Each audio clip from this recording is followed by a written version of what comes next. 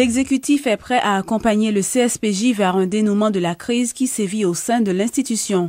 C'est ce qu'a révélé ce vendredi le président de la République lors d'une rencontre au Palais national. Par ailleurs, le chef de l'État en a profité pour renouveler la volonté de son administration à réaliser les élections au plus vite. La désignation des 3 membres par le Parlement restait une question importante parce qu'elle nous empêchait d'avancer dans la mise en place de ce collège transitoire qui devra mener à bon terme les élections. Bien sûr, il reste quand même certains petits problèmes, notamment la question du CSPJ qui devra être réglée sous peu, puisque j'ai demandé à 2 reprises déjà au président de la Cour de cassation de me faire parvenir une lettre où il admettrait son incapacité à résoudre au sein du CSPJ cette crise, de telle sorte que l'exécutif puisse assister dans la résolution de cette crise. L'exécutif respecte l'indépendance du pouvoir judiciaire, donc n'est jusqu'à date intervenu pour demander quoi que ce soit à ce niveau afin de résoudre la crise. Mais une fois que le président fera une pareille lettre à l'exécutif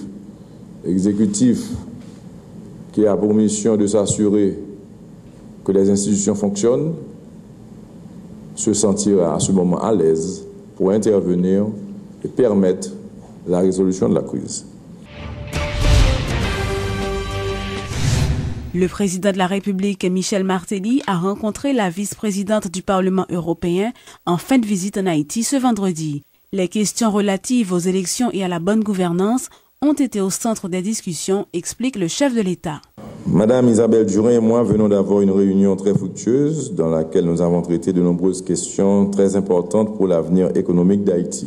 Nous avons parlé de la situation du secteur agricole, précédemment touché par la sécheresse et frappé terriblement par les 2 dépressions tropicales Sandy et Isaac. Nous avons dressé ensemble le tableau des droits de l'homme et de la démocratie en Haïti. Comme vous le savez, l'Union européenne est très motivée vis-à-vis de l'équilibre démocratique à travers le monde et certainement en Haïti.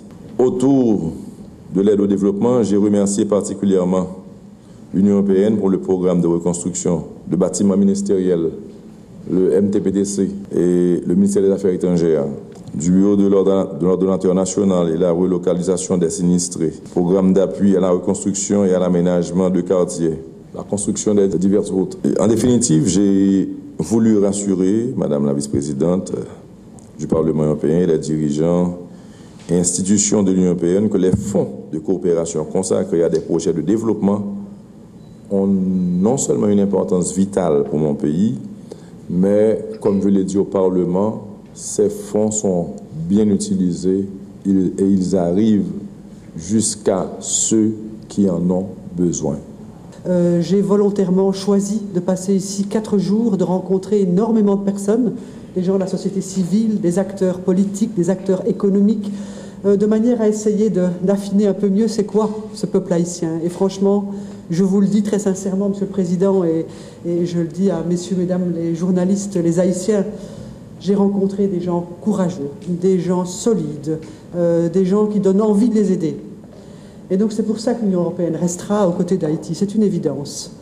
C'est une évidence et en même temps, puisque nous sommes proches, que nous avons envie d'aider, nous avons aussi envie de mettre le doigt parfois sur les choses plus difficiles, parce que les enjeux sont phénoménaux. Bien sûr, il y a les enjeux des élections. Et nous entendons aujourd'hui cette décision de point de départ du processus.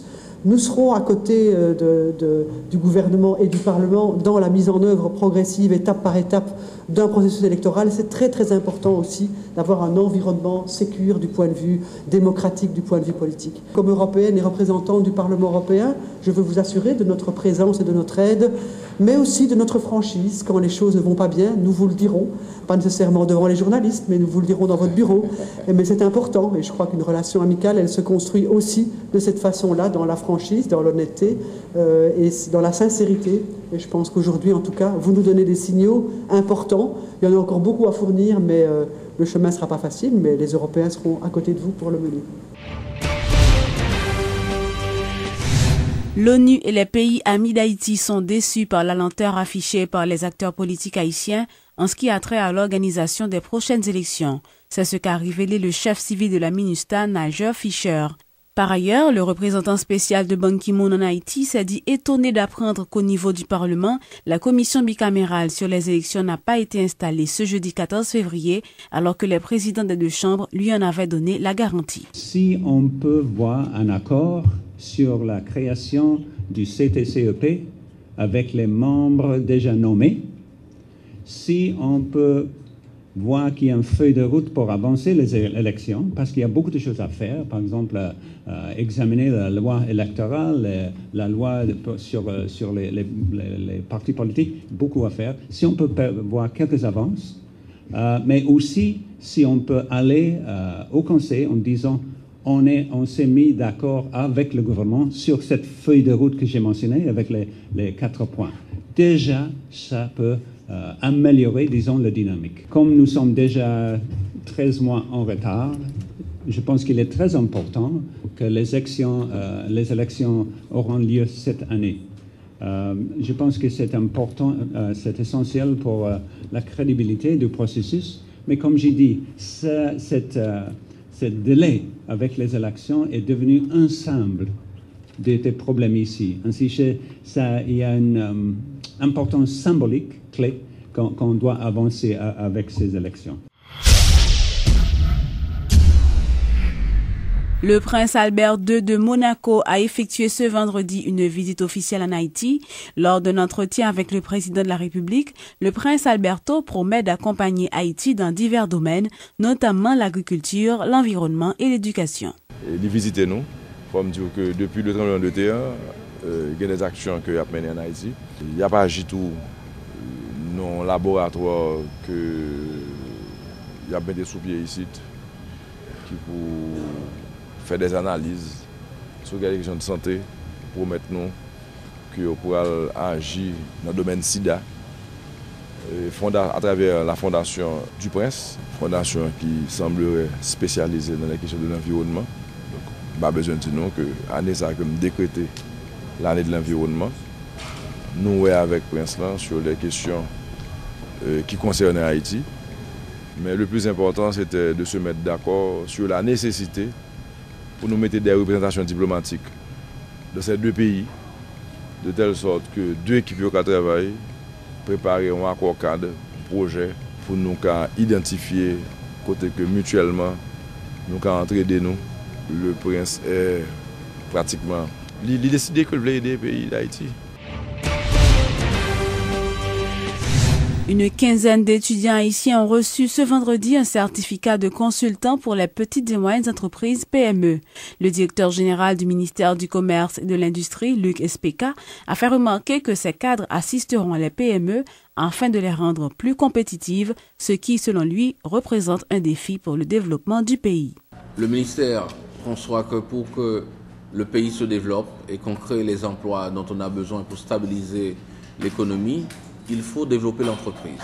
Et pour développer l'entreprise, il faut soutenir l'action des entrepreneurs. Les consultants qui ont été formés grâce à ce programme, qui est développé en partenariat avec le programme des Nations Unies pour le développement, le PNUD, et la Chambre de commerce et d'industrie, permettra la mise à disposition des compétences dont on a besoin pour soutenir l'action des petites et moyennes entreprises et faire en sorte que leurs activités soient profitables, ce qui permettra la création de chaînes de valeur et la création de richesses et des emplois que nous appelons de tous nos voeux en Haïti. Le travail de ces consultants consistera à encadrer les entrepreneurs, ceux qui développent les petites et moyennes entreprises. Ils leur accorderont une assistance technique, ils les aideront à élaborer des plans d'affaires, des plans de comptabilité, etc. Et ce programme, il est développé en lien avec le processus de recensement. Et vous voyez déjà, on a des consultants qui vont venir en aide aux entreprises que nous aurons identifiées, dont le potentiel se révèle important pour le développement économique national, soit parce qu'elles ont la possibilité de croître ou de produire des biens et services dont la qualité pourra être améliorée. Et un autre facteur important, c'est que le ministère a mis en place les outils dont ces entreprises auront besoin pour accroître leur efficacité. En particulier, on a créé le bureau national de normalisation, le bureau haïtien de normalisation, Et on a mis en place aussi un laboratoire de métrologie. Et au fur et à mesure, on affine ces instruments pour que l'aide apportée aux petites et moyennes entreprises se révèle la plus efficace possible.